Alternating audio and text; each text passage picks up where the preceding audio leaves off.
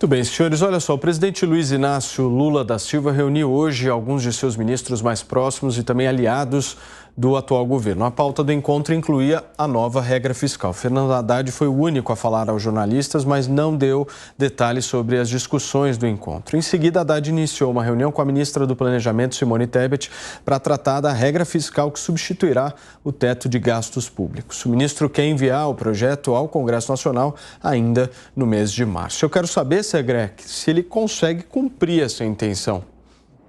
Eu duvido. Sobretudo porque só tem transcendidos, né, de que seria essa nova âncora fiscal. E mudar alguma coisa que efetivamente funciona só pode ter um motivo.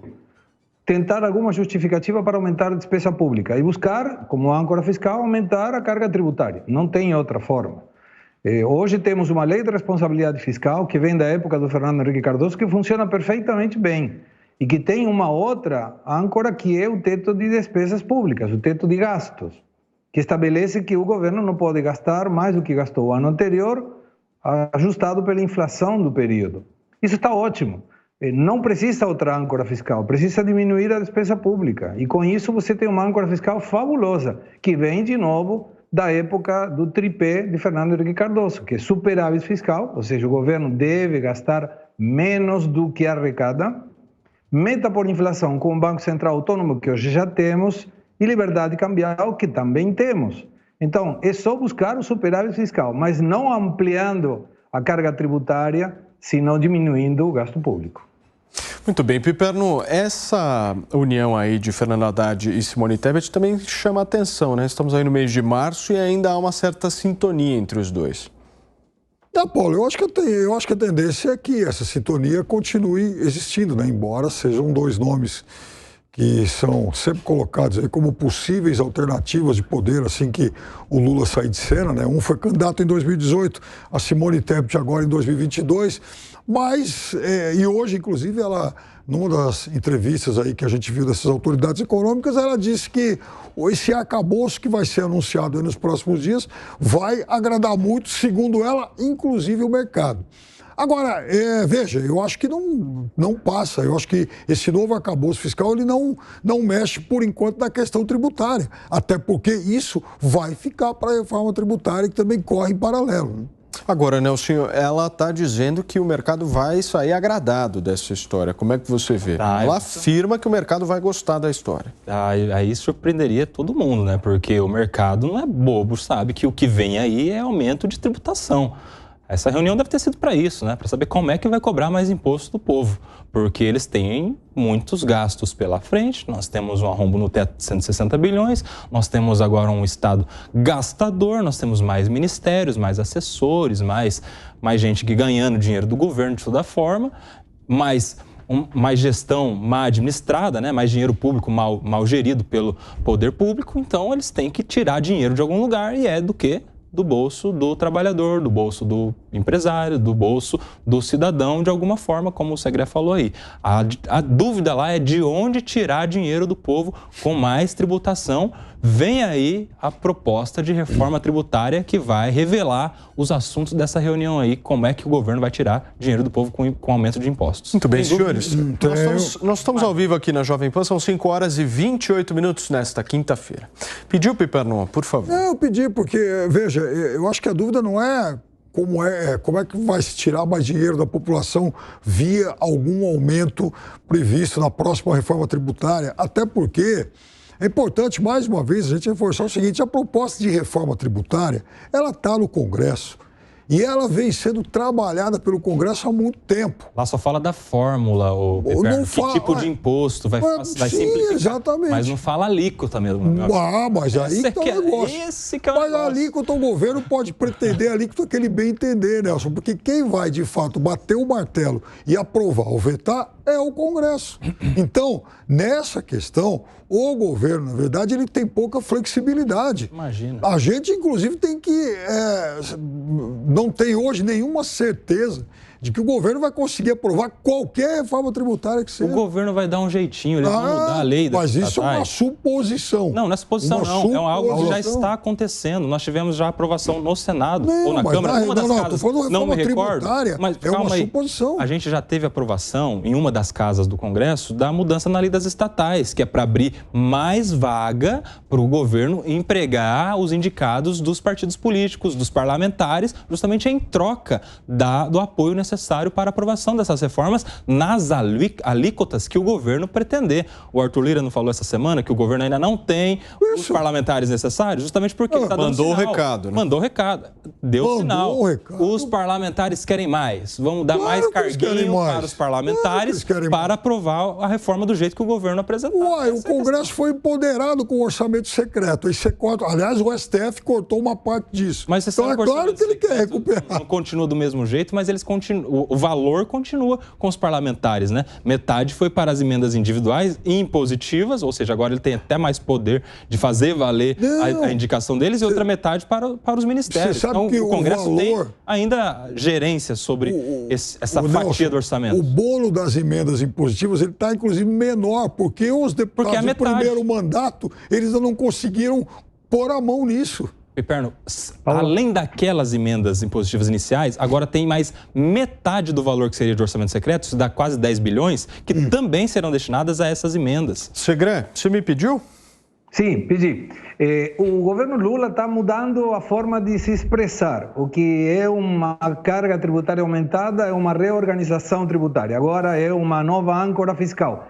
Lembrando que na época da Dilma foi mudada a matriz econômica de um desastre como nunca o Brasil teve nos últimos 200 anos, e era a mesma coisa, era justificar uma questão tributária para poder gastar mais. E terminou no que terminou. Então, eu espero que essa nova âncora fiscal, que é uma nova forma de mudar a matriz econômica, seja uma coisa melhor. E por que o mercado pode estar agraciado com isso, pode defender essa situação? Na época da Dilma também achou ótimo, porque dava subsídios para grandes empresas. Então, cuidado com essa questão fiscal, porque quando tem uma nova âncora fiscal, eu, economicamente, leio, preciso de dinheiro para gastar mais. Muito bem, senhores, nós estamos ao vivo aqui na Jovem Pan News, são 5 horas e 32 minutos. Para vocês que chegaram agora e estão apenas nos ouvindo, a gente está repercutindo um pouco essa reunião de Lula com alguns ministros mais da área econômica, entre eles Fernando Haddad e Simone Tebet, para tratar dessa âncora fiscal que vai ser anunciada, segundo eles, até o final deste mês. Piperno, vamos falar um pouquinho da atuação de Haddad, porque é visível que nesses primeiros meses aí de governo ele tem tentado muito ciscar para dentro, né? É a expressão que a gente costuma utilizar nesse tipo de atuação, principalmente com aqueles que são mais liberais, principalmente com uma atuação política de Simone Tebet. A gente não vê Haddad tensionando, pelo contrário, a gente vê Haddad tentando agregar essas pessoas. Como é que você vê isso? O Paulo, ele nunca foi alguém de provocar tensão em todas as funções que ele já exerceu. Ele era chamado, inclusive, de o mais tucano dos petistas. Ele é alguém que busca consenso, de estabelecer pontes, de conversar. E provavelmente é isso que ele esteja fazendo, inclusive fora do governo. Aliás, ele já tem muita preocupação, inclusive, em se desviar, em passar ileso ao fogo amigo, né? O fogo amigo dentro do PT nunca foi uma coisa simples, e com o Haddad não é diferente. Mas é claro que ele tem, sim, o apoio do presidente da República. Senão, não estaria lá e não teria... Porque se a gente analisar, essa última queda de braço. Hoje, quem faz o discurso mais agressivo em relação à economia é o Lula, e não o Haddad, né, Segré? Mas para o governo Lula, Haddad é mais um ministro da Economia. Para Haddad, dar uma boa gestão é o passaporte para ser candidato em 2026. Então ele tem que cuidar muito o resultado da sua gestão, porque se ele errar na gestão, eu acho que deveria desconsiderar a possibilidade de ser o candidato natural, como foi contra Bolsonaro, que perdeu, e agora no governo de São Paulo. Então, para o Haddad é muito importante essa colocação de estar bem com todo mundo, fazer uma gestão mais tranquila, em função de que se dá errado, dará muito mais errado para ele, pessoal, politicamente falando, do que para o governo. Você compartilha dessa visão, Nelson? Compartilho, eu até acho que o Fernando Haddad realmente é bem intencionado e tal, mas ele é um petista. Hoje no Pânico estava acompanhando, eles falam que o Haddad é o melhor jogador do Ibis. Então, assim, não adianta muito, o cara pode estar bem intencionado, ele está dentro de uma estrutura petista que precisa cumprir com as suas ideologias de aumento do Estado, de aumento da tributação. Não tem jeito, ele pode ter a melhor intenção, não vai conseguir realizar as boas intenções dele de outra maneira que não seja acompanhando aí a sua carreta, né? A carreta furacão lá do petismo, da Petelândia, como diz o Serrão. Ele vai ter que seguir o fluxo do presidente Lula de aumentar o Estado. E não tem como ter bom resultado com isso. A questão é essa, é que o final a gente já sabe. Ele não vai ter bom resultado porque a economia pede mais liberdade para o mercado econômico, para a iniciativa privada, para o desenvolvimento econômico e social do país. Não casa muito bem, né? Esse aumento gigantesco do Estado com o desenvolvimento econômico. Piperno, quando você cruza o braço, sempre me preocupa. Não, você pode ficar tranquilo e tal, não tem nenhum motivo para preocupação. Não é que esse discurso de que eles só procuram aumento de Estado, então isso é muito fácil falar, né? É fácil falar porque é nítido. Não é nítido, difícil não é seria nítido. se a gente Veja, tivesse muito esforço uma coisa é você exatamente saldar uma dívida social imensa, porque o Brasil se acostumou, porque, claro que o discurso, o consenso o consenso do Itaim, o discurso dos Faria Limers, ele, de fato, ele é muito sedutor em relação a isso. Ele provoca algo que parece que hipnotiza, uma lavagem cerebral em relação a isso. Mas veja, precisa, Nelson, porque veja... O trabalhador de uma indústria lá no fim do Brasil, que tem o seu emprego garantido pelo desenvolvimento econômico, exatamente. Ele pensa assim esse também. Não é abalado, sabe por quê? Porque aí que dá o negócio. Em outros tempos, inclusive nos primeiros governos Lula, esse foi bastante beneficiado também, porque houve uma grande expansão. Foi. O problema todo é que quem veio... do desemprego foi nos últimos anos do Bolsonaro de economia liberal. O quê? Números. Números. Veja os dois últimos anos sem pandemia. Não, para.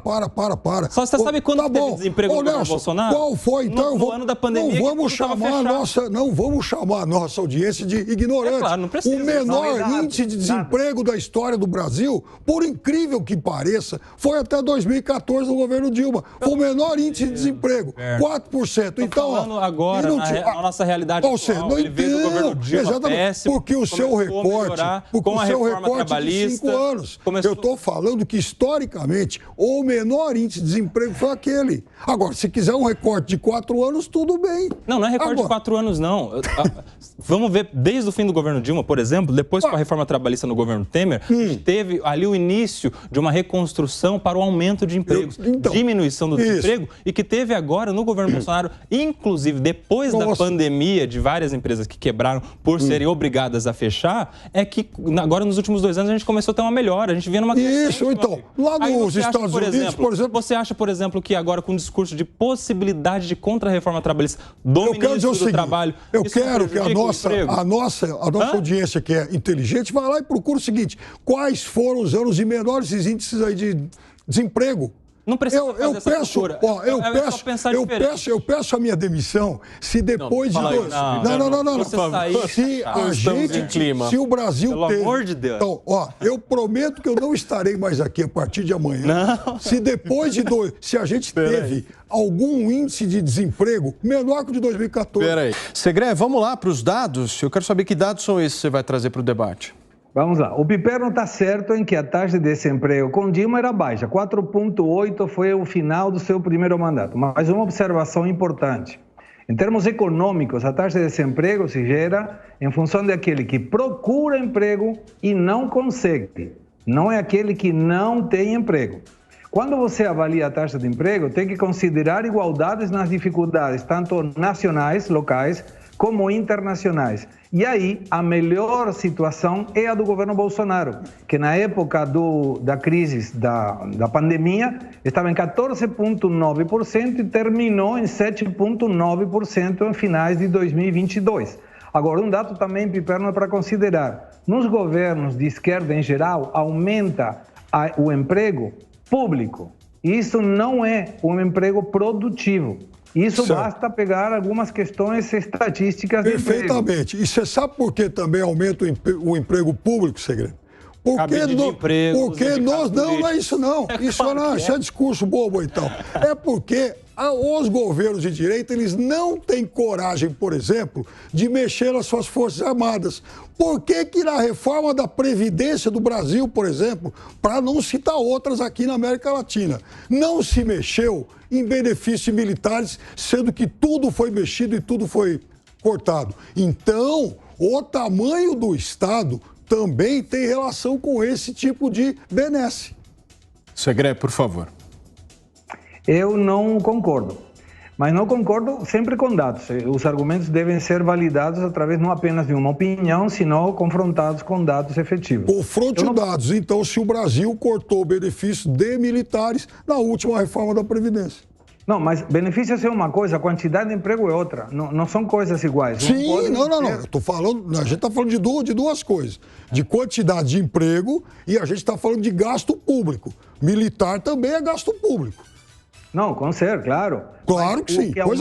O que aumenta a despesa pública não é que um militar ganhe mais ou ganhe menos, senão que você coloca um monte de gente que não precisa estar no Estado, contratada pelo Estado, como o Nelson fala, como um cabide público. O que você pode cortar gasto público é você, por exemplo, não conceder mais aposentadoria integral para um professor. O melhor jeito de cortar gasto público é parar de roubar. Só que o almirante, o almirante que melhor vai... investimento não, do que isso é claro que é demagogia. Então vamos falar agora de dados sérios.